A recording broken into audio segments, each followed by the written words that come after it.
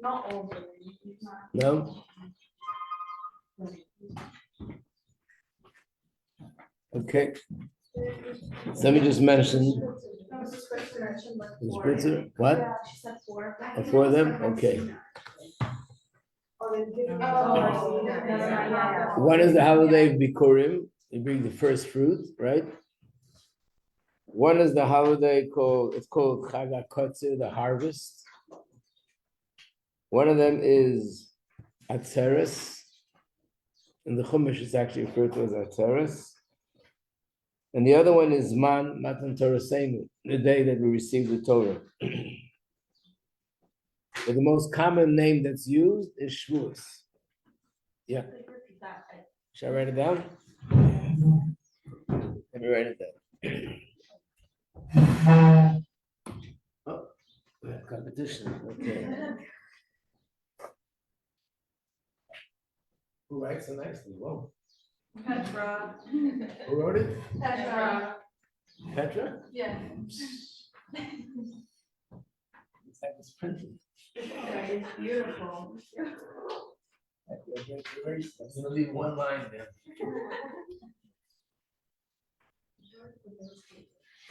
Okay, so one name is Shavuos, which is the most common name. Shavuos. The other name is, in the davening, when we mention today is this holiday, we don't say Shavuos, we say this name, Zman, Matan, Torah. Means the time that the Torah was given.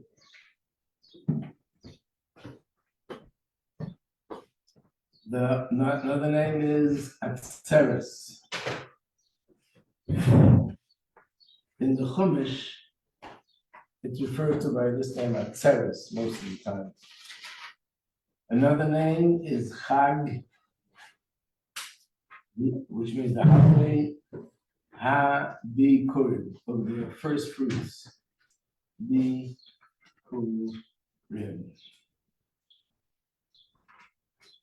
And the fifth name is Chag HaKotzer.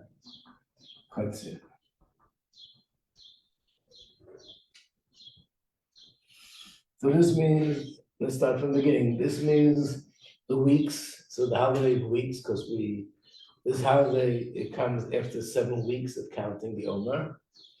This means the time that we were given the Torah.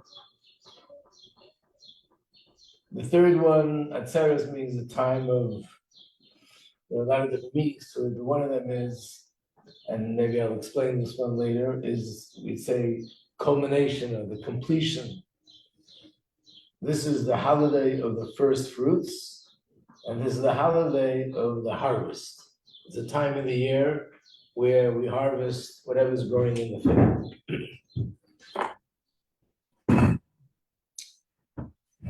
So I want to talk more about the first name, Shavuos, with an introduction. Introduction is this holiday has something about it that we don't find it with any other holiday. And that is, every holiday has a date. For example, Pesach. Passover is always the 15th day of the month. I remember if I told you this, or someone told me, not told my son actually, that they had religions, but one thing they always kept was they made a Seder on Pesach. And they said, Rabbi, I noticed something really interesting. Whenever we had the Seder, there was always a full moon. Of course, it's interesting because Pesach Seder is always on the 15th of the month, and the 15th of the month is a full moon. The holiday of Sukkot is the 15th of the month of Tishrei. The holiday of Hanukkah is always the 25th of Kislev. The holiday of Purim is the 14th of Adar. Every holiday has a date. The only holiday that has no date is Shavuos. So of course you'll say to me, wait a second, Shavuos also has a date. It's the 6th day of Sivan. So the answer is no. It's the 6th day of Sivan now because now we have what we call a fixed calendar.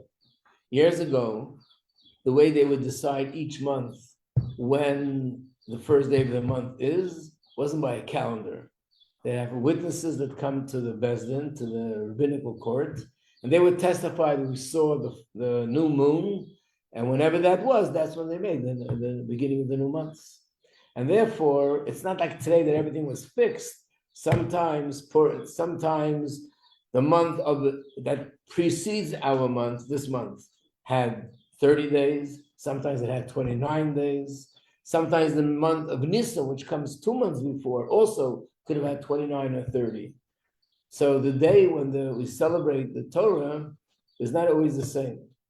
But so what is the date? How do you establish when is this holiday if there's no date? The answer is,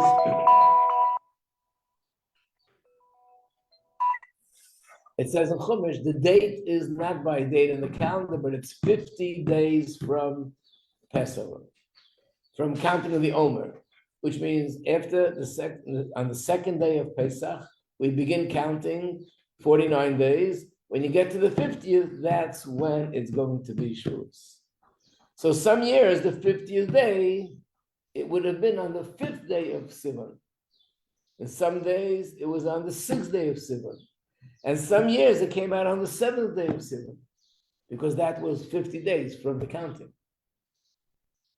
It depends how many days there was in Nisan and how many days there was in Iyar.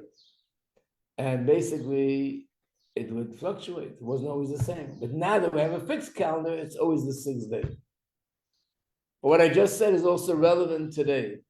How's it relevant today? If you take a trip and you cross the date line, which means you travel from here to Australia, let's say, you lose a day. So when I arrive in Australia, I'm up to day number 40, let's say. And everybody in Australia is up to day number 41. So that 50th day is not going to be the same as my 50th day. What do I do? So the halacha is, according to some opinions, that I have to go by my 50th day, and therefore I will be observing the holiday of Shavuot different than everybody in the community here, which makes life a little bit complicated, but that's why people, whoever's traveling between Passover and Shavuot to Australia, would go through Israel, not to pass the date line directly. And the same with reverse. If you come from Australia to America, you miss a day. We have it 2 days. You have the same day twice. I had that once. So I left on a Sunday, and then we traveled. It's nighttime. Then we arrived from Sydney, Australia, to the Fiji Islands, and it's Sunday all over again, which means we had to daven all over again, put on tefillin all over again, do the whole day over again. We had it twice. If that's the case, I'll be counting the Omer again. So I'm a day ahead of everybody here in New York. So I have to keep my own day for Shavuot, which means on this day, everybody is prohibited, let's say, from violating the yont of doing work. I could do work. You're not allowed to do it publicly, but you're allowed to, because for you, it's not Shavuot. What does it mean? It means that Shavuot goes by the 50th day, not the day of the month. Why? What's the answer to that? So the answer is, obviously, Shavuot, even though it's a holiday by itself, but in a different way, it's really a continuation, or rather the culmination and the completion of the holiday of Pesach. Which means the whole purpose that Hashem took us out of Egypt was that we should become His nation, no longer servants of Paro in Egypt, but we become servants of God, and we're going to observe His commandments and be together with Hashem. So in a sense, these are two things that happen, but it's really one process. One is leaving Egypt, letting go of the idols, letting go of the Egyptian world, and entering a new world, which is becoming connected to Hashem. So in a sense, Shavuos is a continuation and culmination of Passover. So 50 days after Pesach is Shavuos. It goes by the days, not by the day of the month. And why the 50 days? So as we know, these days in between are days of preparation. You can't just go from one relationship immediately to a new relationship. There has to be some space in the middle where I'm letting go of where I was before, and that makes me more ready to enter into a new relationship, which is a relationship with Hashem. So now, I'm leading up to how it's connected to Mashiach. So let me first explain this about Shavuos. There's a place in the Torah where it says, Hashem says, this is in the book of Shir Hashirim, where Hashem says, the day of my wedding refers to something as the day of my wedding. The whole Shir Hashirim is describing the relationship between Hashem and the Jewish people as a husband and wife, or a chassan and a kala, and describing the love of the groom to the bride and the love of the bride to the groom, or a husband to a wife and a wife to a husband. The whole Shir Hashirim is all about that. And it's all a metaphor describing the love of Hashem to the Jewish people and us to Hashem. So one pasuk, one verse speaks about the wedding date. So the Gemara says, okay, if this is a relationship like husband and wife, when was the wedding? The wedding was on Shavuos, the day that we received the Torah. That's the wedding. So when you go to a wedding and you go to a chuppah, we will see what happens under the chuppah. There are three things that happen that make the chuppah. Number one is where the bride, the groom gives the bride the ring. And when he gives her the ring, that's one part of the process. Second part of the process is the mere fact that they're standing under one canopy together, that unites them. And the third part of the process is after that, and they also say 7 blessings, Sheva brachas. And after that, they go to a room where they spend private time by themselves. So what we're observing when you go to a chuppah is actually two things that years ago were two separate procedures in two separate times, but now we do it all together. So years ago, when a woman got married, when the husband gave her the ring, of course, it was also done with the ceremony, giving the ring, and there were witnesses. That was called Kiddushin. That's the first stage of the marriage. And according to halacha, according to Torah, they're considered married, and they're considered husband and wife. They're allowed to live together as husband and wife. But the rabbis later instituted that there should be another stage. The second stage is where they go under the chuppah. They have the 7 blessings, and then the yichud, where they spend time together privately in a room. And that's when the marriage is completed. So the Gemara says that these two stages of going out of Egypt and going to receive the Torah Har Sinai, metaphorically, will be like the 2 stages in a marriage, because both of them are referred to as marriage in the Torah. So which is the marriage? When we went out of Egypt or when we received the Torah? So the answer is both are considered the marriage, but one is stage 1. One is what we call Kiddushin or Erusin, meaning that's the first stage. That would be equivalent to the husband giving the wife the ring, but it's not complete. And when we went to receive the Torah, that's when it became complete. That's the second stage. Once we understand that Shavuos is really the completion of Passover, then we can understand why it's the 50th day. It has nothing to do with the day in the month. The day in the month was already established on Passover, 15th of Nisan. And now, after Pesach, we have to prepare ourselves for 49 days. And on the 50th day, whenever that day is going to be 50th day, that's when we receive the Torah.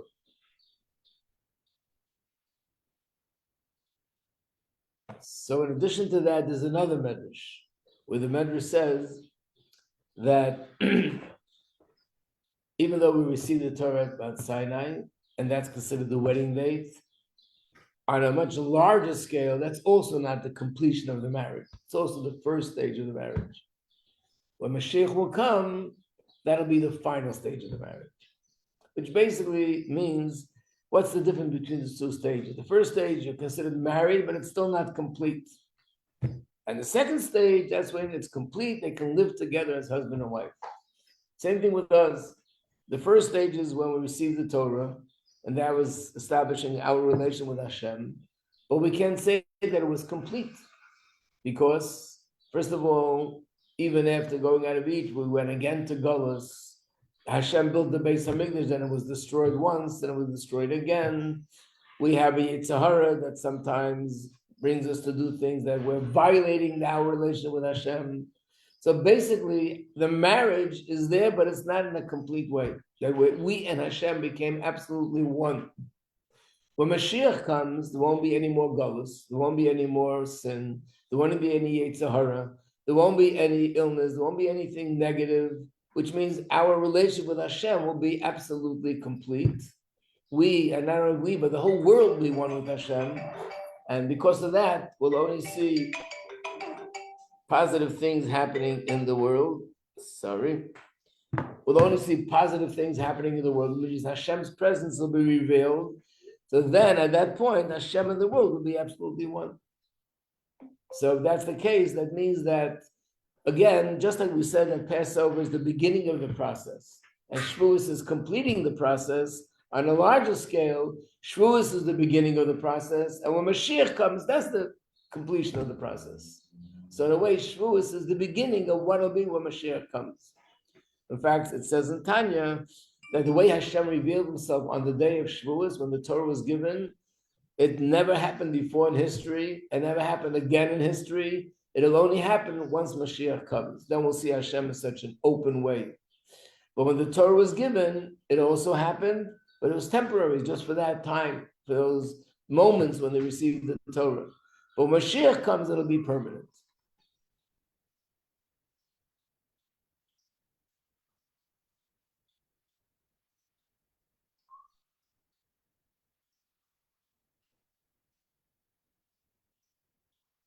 How does that connect to the word Shavuos? Because there's another meaning to the word Shavuos, and in Hebrew, Shavuos also, Shavua means an oath.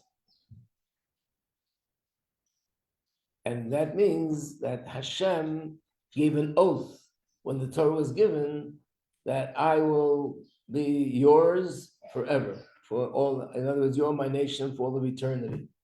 And we gave an oath that we're accepting Hashem as our God also for all of eternity. So basically, it's like in a marriage where you give oaths, you take on an oath of commitment forever. So in the name Shavuos, it also indicates that this is about a marriage and completing the marriage between Hashem and the Yidden. Any questions so far? No. Okay.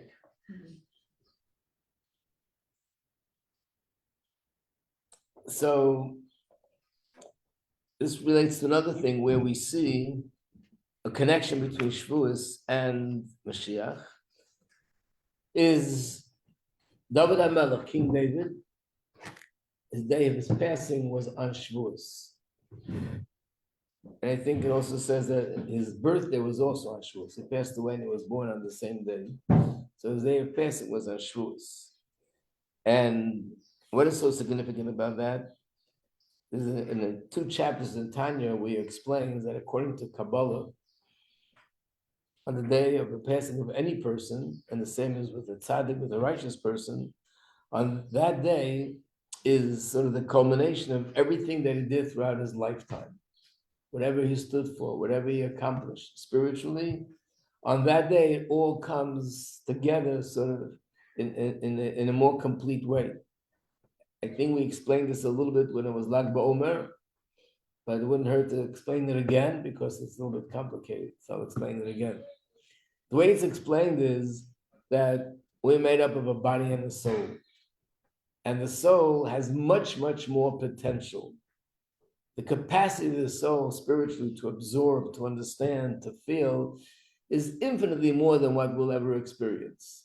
In fact, the Alter Rebbe says in Tanya that even a tzaddik, who's a righteous person, and he's totally in control of every thought and every word that comes out of his mouth and every act and every nuance, everything is for the right reasons, the way Hashem wants it, and there's nothing there that there's no flaws in his life. Nevertheless, even that person, his level of love for Hashem and his level of understanding of Hashem is insignificant to the way it was before the soul came down to this physical world. Because in the spiritual world, it's so much more stronger. In other words, the body limits the capacity of the soul. That's how we explained the other day when we spoke about prophecy. That the reason why the Navi has to go to sleep to receive a prophecy, because prophecy is a very intense spiritual experience, and the body limits the soul. It won't allow the soul to have that experience. In fact, it's interesting that it's brought down that great tzaddikim, righteous people, a lot of times when they're studying Torah and they're stuck, they have a question they don't understand, and when they're sleeping, in their sleep, something will come to them, they'll get an answer to their question, and they wake up, they have an answer to their question, they got it in their sleep. And the question is why? Why in their sleep? That's your weakest time in the day. You're sleeping. When you're awake, all your faculties are working much better. So if you don't understand it during the day, how does it make sense that when you're sleeping?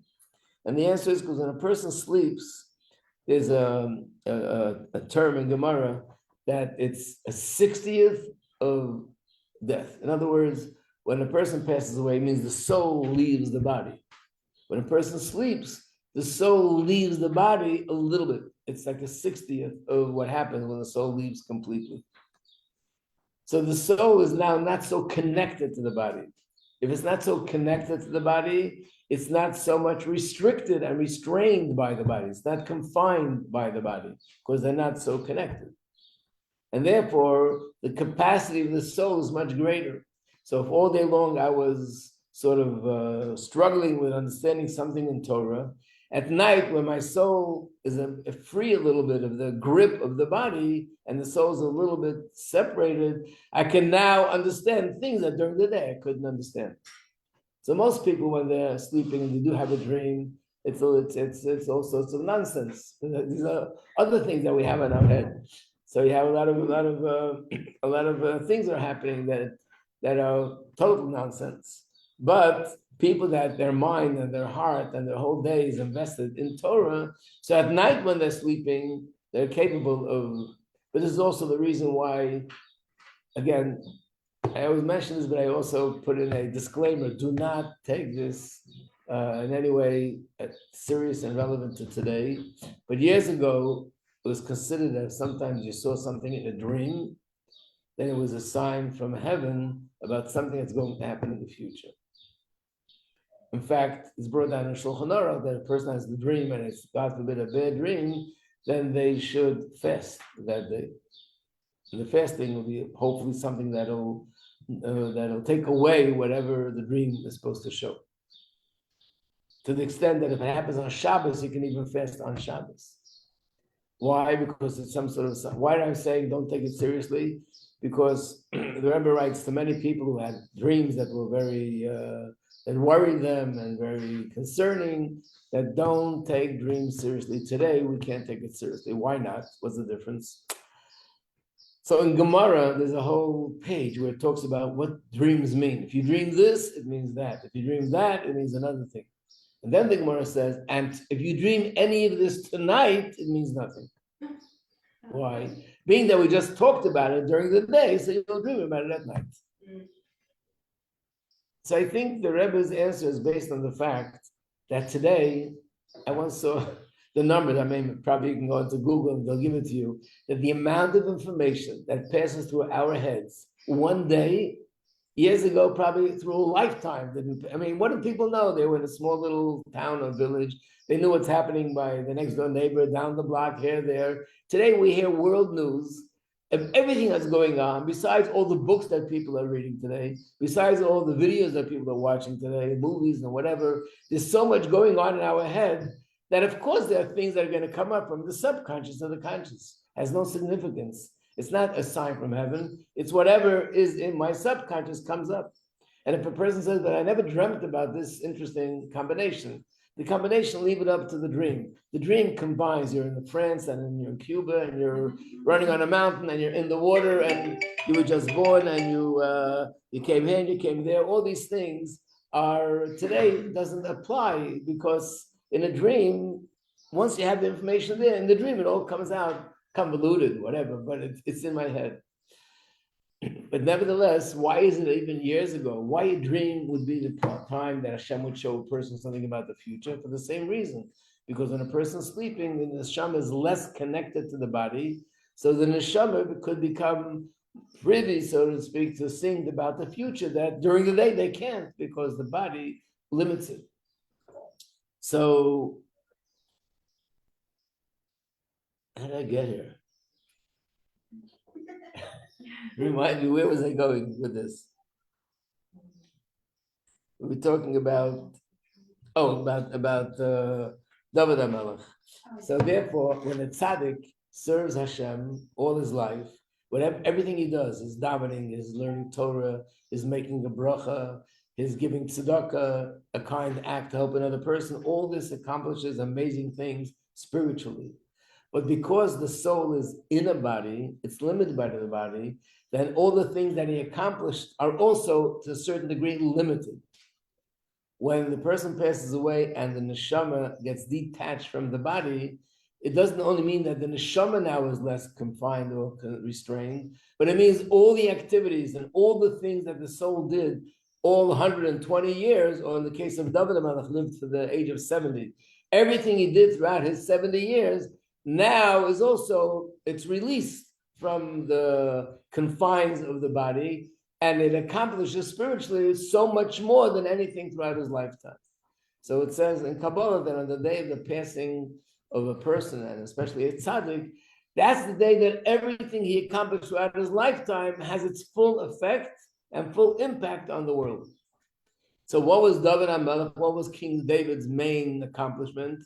Was that he was King David. He's the one who started this dynasty and this kingdom, which is Malchus based over the kingdom of King David. And that's what Mashiach is all about. Mashiach is a descendant of King David. If there's a person who is the greatest sage in the world, has all the knowledge in the world of Torah, and he does the most beautiful things as far as the way he lives, his thought, his speech, his action. Everything is impeccable. Spiritually, the high is the best place possible. If he's not a descendant of King David, he's not qualified to be Mashiach. Because Mashiach has to be someone from that family that's going to renew and refresh the kingdom of King David. So basically, Mashiach and King David is one and the same. In fact, many times when it says the word David, Malka Mashiach, David the King Mashiach, sometimes it's referring to King David, and sometimes it's actually referring to Mashiach. We call him David because he is a descendant of King David. And sometimes Mashiach is called Ben David, a son of King David, which really means a descendant of King David. How do you track it? How do you track it? How's it go that far? It is, King David lived 2,000, when did he live? He lived about 500 years after they went out of Egypt. So it's close to 3,000 years ago. So, of course, when the time comes that he's Mashiach, I'll have to prove that he's from the house of King David. But one of the simple ways of tracking it is like this. There are many great sages that they wrote about themselves that they're descendants of King David. And they knew, they kept the record in their family. But I'm talking about people that are great sages that we trust, like Rambam, Rashi. These are the greatest sages of Israel. Now, there are people today that they know that they are descendants of the Rambam, who only lived 700-800 years ago. So once you know you're a descendant of the Rambam, you already know that you're a descendant of King David. There are people that know that they're descendants of Rashi. Anyone that's a descendant of one of these great sages, usually, even people that are not religious, but they know where they come from. I remember the first time that I was used to teach a class in Manhattan, and this woman came, the first time she came, totally not religious. She was actually married to someone who's not Jewish. And she said to me, I'm a descendant of a rabbi. I don't know if you ever heard the name. They called him the Baal Shem Tov. Mazel Tov, yeah. Anyway, Baruch Hashem, the end of the story is that she's living in the community and she's part of the community. But she wasn't religious, but she knew that she's a descendant of Baal Shem Tov because people are proud of it and they would tell their children. So anyone, and especially you're talking about people who are great rabbis and sages, they surely knew who their ancestors were. And for example, the Alter Rebbe, the first Rebbe of Chabad, was a descendant of the Maral of Prague. that's only a few generations. So we know the names. Who was his father? Who was his grandfather? Who was the great grandfather? Maral of Prague. He lived about 400 years ago in the city of Prague, and he was probably the greatest leader of Jewry at that time. And was a descendant. He writes about himself. Not only he writes, but there's also actually a family tree going back till King David. So anyone who is a descendant of that rabbi knows that he's a descendant of King David. And therefore, anyone who's a descendant of the Alter Rebbe is also a descendant of King David. So that's how you can figure it out today. Are all of these sages for the most part, descendants of King David? No. Or you just brought up No, I just brought those that are known to be descendants of King David. Not everybody. Do many people in Crown Heights know where they came from way back? Some people, like Mrs. Ruddle, who's in the dorm, she's a descendant of the Alter Rebbe.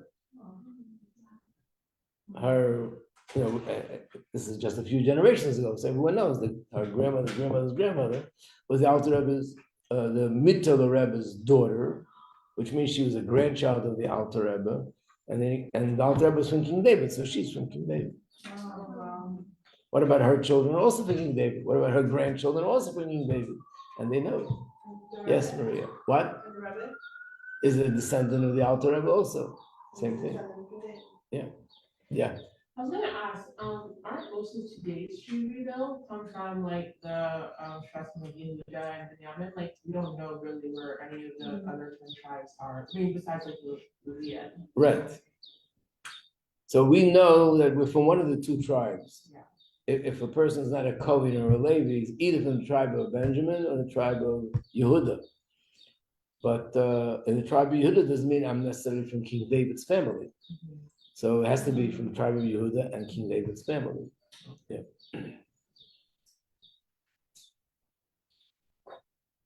So if Shavuot is the day of King David, the day that in a way personifies all his accomplishments of his whole life, and we understand that Shavuot is the beginning of a process which is going to be completed with the coming of Mashiach, and David HaMelech is the beginning of the dynasty of Mashiach, which comes together as one.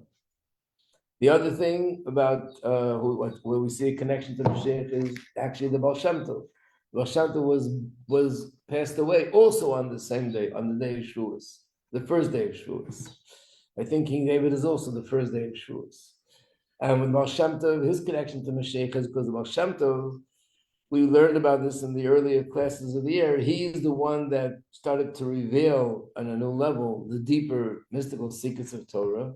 But the purpose of that was not just to reveal the mystical secrets of Torah, but that by doing that, that brings the world ready to have Mashiach. Because again, what's going to happen when Mashiach comes? We've mentioned this many times. You can make a long list of all the goody things that are going to happen. Everyone's going to be happy. Everyone's going to be well. There won't be any wars. There won't be any jealousy. There won't be any competition. There won't be any hatred.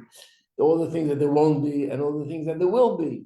And people will excel in good character traits. People will excel in happiness. Everything will be great and good. But there's really one change that's going to happen, one single thing. And that's going to be the reason for all the other changes. That there won't be anything negative and there'll be all these positive things. What's the one thing? Right. The one thing is that Hashem's presence will be revealed in the world, which is right now concealed and hidden, and then it'll be revealed. The way to understand it in a simple way is using the metaphor. Very often the Torah gives a metaphor that just like the soul gives life to the body, that's how Hashem gives life to the universe. So let's think of the universe as a huge body, and Hashem is a huge soul that gives life to the universe. So if a person, God forbid, is injured to the extent that they become unconscious, you can give a long list of things that are wrong now, that are not working, and the person can't do anymore, and they're not functioning properly because they're unconscious. But they're all the result of the fact that the person's unconscious. If the doctors will find whatever it is necessary to do, and they'll find the right thing to do to bring the person back to consciousness, That's it. When they bring him back to consciousness, the person recovers and is able to walk again and talk again and go to work again and communicate with his friends and his family. Everything falls back into place. In a sense, the same thing is with the world, that Hashem's presence could be revealed in the world or concealed. When we had a Beis Hamikdash, a temple, when the Torah was given, Hashem's presence was revealed in the world. Golus is compared to Hashem sleeping. And it's very strange to use such words, but in the Tehillim, we have some place where it says, Hashem, why are you sleeping? Wake up. What kind of metaphor is it? Golus is a time where Hashem is concealed. He's hidden. It's as if the world is in a state of unconsciousness. And when Mashiach comes, Hashem's presence will be revealed. If Hashem's presence will be revealed, then automatically everything will turn in, everything will be positive, because Hashem is the source of goodness, the source of kindness, the source of happiness. So how can it be anything different? Because Hashem is concealed. But if he's revealed, then there'll only be goodness, and only be happiness, and only be kindness, and only be goodness spiritually and physically. So therefore, revealing the secrets of Torah is the preparation for Hashem himself to be revealed in the world. Because when you study the secrets of Torah, it means you're studying about Hashem. You're understanding Hashem, creation, his relationship with the world, the different levels in the spiritual realm, but you're understanding it on an academic level. You're learning about it. And that's a preparation that when Mashiach comes, we'll not only learn it, we'll be actually experiencing it and seeing it. So the Baal Shem Tov is also connected to Mashiach. So we have two in one day. There is a third one. The third one is Moshe Rabbeinu. Moshe Rabbeinu, if you would ask which is his holiday of the year, it's Shavuot. He gave the Torah. That's basically his big day. But what's his connection to Mashiach? So it's interesting. In the Gemara, there's a famous quote where it says, Moshe Rabbeinu, he's the first Redeemer who took us out of exile, and he's also the final Redeemer who will also take us out of exile. What does that mean? We just finished saying that Mashiach has to be a descendant of King David. Moshe Rabbeinu is not a descendant of King David. He's not even from the tribe of Yehuda, he's from the tribe of Levi. So the commentators explain that it means that the power to redeem comes from Moshe Rabbeinu. And therefore, even Mashiach, who's going to be the one to take us out of exile, but who is going to empower him? Moshe Rabbeinu, which means the soul of Moshe and the soul of Mashiach will be connected, and Moshe together with Mashiach, not physically, he will not be the one who's Mashiach, it'll be another person. But the soul, on the soul level, it's just like we talk about a marriage. We say that two people get married. In Kabbalah, it explains that these are two souls that merge together and become one. And the reason is because in their source, they were once one, right? You have this in all the Jewish home classes, that when two people get married, it means that their souls initially were one, and then part of the soul came down in the body of a man, and part of the soul came down in the body of a woman, and when they meet, that's when the two parts of the soul come together again. It's a reunion. But this is the meaning when people say there's no chemistry, which means, you have all the qualities, but I just don't feel connected to you. If I don't feel connected, it means we're not that one soul. And there are other times where you meet a person, which probably happens most of the time. This guy or this woman, she doesn't have all the things on my checklist, but I really feel connected. The connection usually means that it's initially one soul.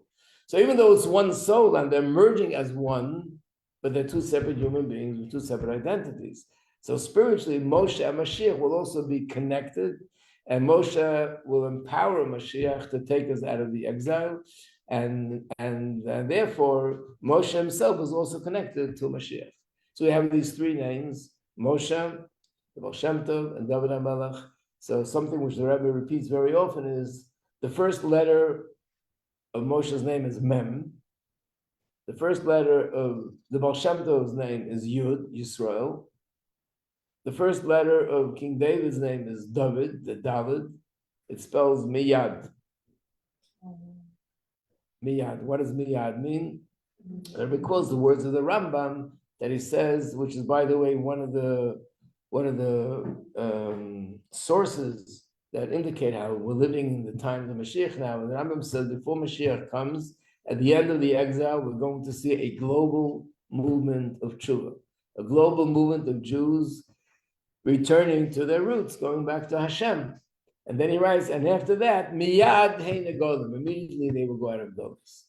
So the Rebbe says that this represents these three, Moshe, Yisrael, and David HaMelech. Each one did whatever their part was into bringing redemption, and the Shavuos is connected to that day. So on one hand, when it comes to Shavuos, we're celebrating the Torah that was given in the past.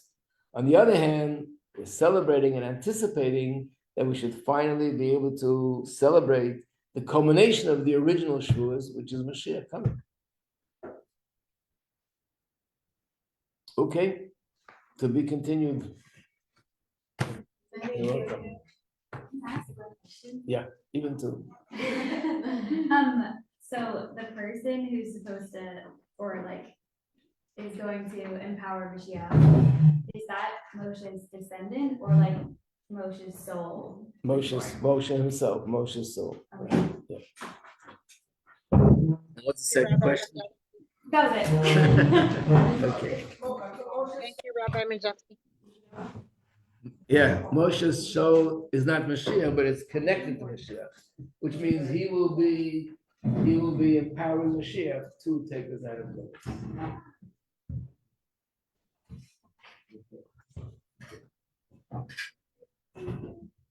You are welcome. Have a great day.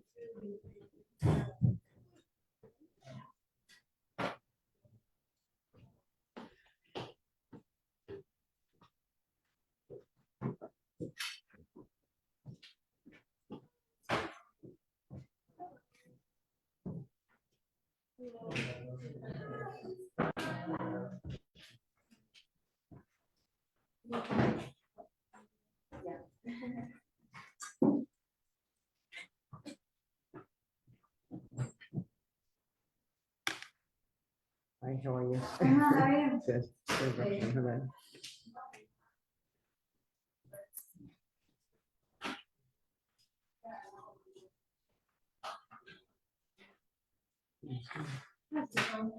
Yeah, that's great. Can I ask what you're covering in Tikva today? Just different things that we do on Shavuos. Yeah, just.